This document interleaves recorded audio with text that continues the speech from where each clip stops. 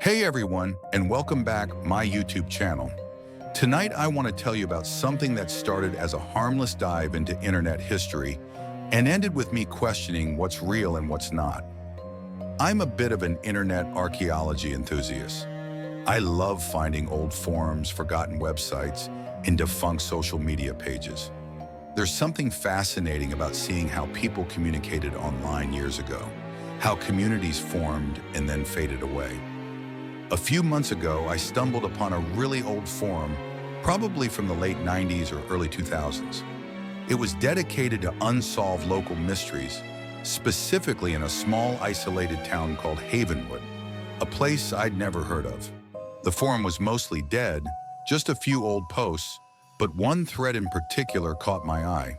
It was titled The WhisperingWoods Children. The thread was started by someone named Echo, who claimed to be a former resident of Havenwood. They wrote about a series of disappearances that happened in the woods surrounding the town decades ago. Not just one or two, but multiple children vanishing without a trace over a period of years. The police had no leads, no bodies were ever found, and eventually the cases went cold.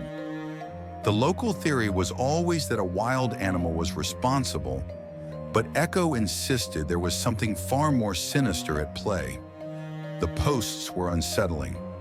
Echo described the woods as having a presence, a feeling of being watched, and hearing faint whispers, especially at night. They claimed the children weren't just lost. They were taken by something that lived deep within the woods. Other users in the thread were mostly dismissive, calling it local folklore or a morbid fascination.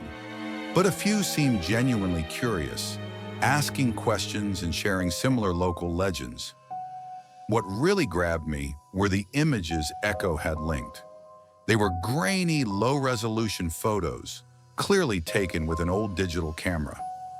They showed blurry shapes in the dense forest, what looked like strange, distorted symbols carved into tree bark, and one particularly unsettling image of what seemed to be a child's shoe, half buried in the leaves. These weren't just generic, creepy photos. They felt authentic, like snapshots of a real investigation. I became obsessed. I spent days researching Havenwood, trying to find news archives or police reports about these disappearances. It was surprisingly difficult. The town was so small, so isolated, that information was scarce. What I did find were vague mentions of unsolved cases and local legends, but nothing concrete. It was almost like the official record wanted these events forgotten. The more I delved into the forum, the more I noticed strange things happening on my own computer. My browser would sometimes redirect to old, defunct websites linked in the Havenwood forum, even when I hadn't clicked on anything. I'd hear faint, almost imperceptible whispers coming from my speakers. Even when no audio was playing, it was subtle, but it was there, a chilling background noise to my research. Then I started getting direct messages on the forum.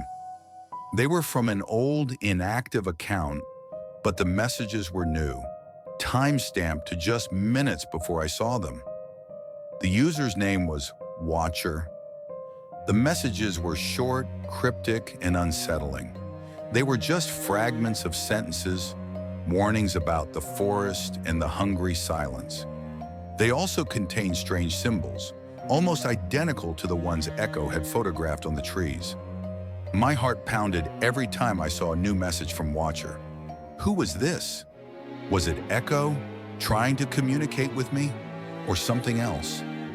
The messages felt personal, like Watcher knew I was digging too deep. One night while reading through the forum's oldest post, my screen suddenly flickered. The image on my monitor distorted, showing the same shadowy, blurry shapes from Echo's photos, but they seemed to pulse and move.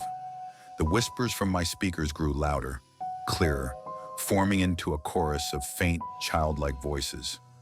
It was like the forum, the information, was becoming alive on my screen. Then my webcam light blinked on. I saw my own terrified face staring back at me from the screen, superimposed over the distorted forest images.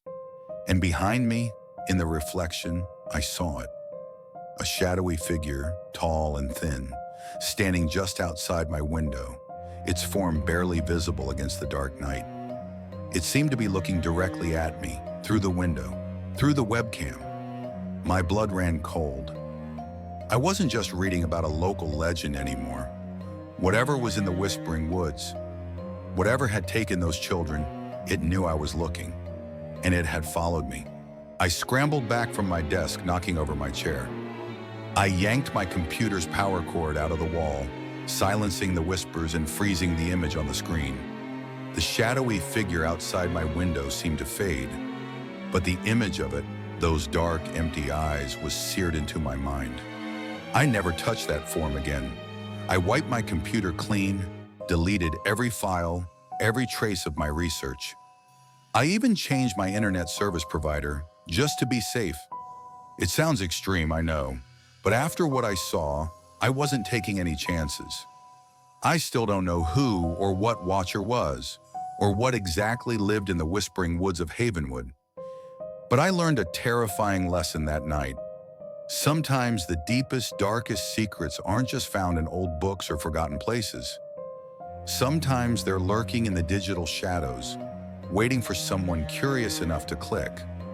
And once you open that door, it's not always easy to close it again. Be careful what you search for online. Some things are better left undiscovered,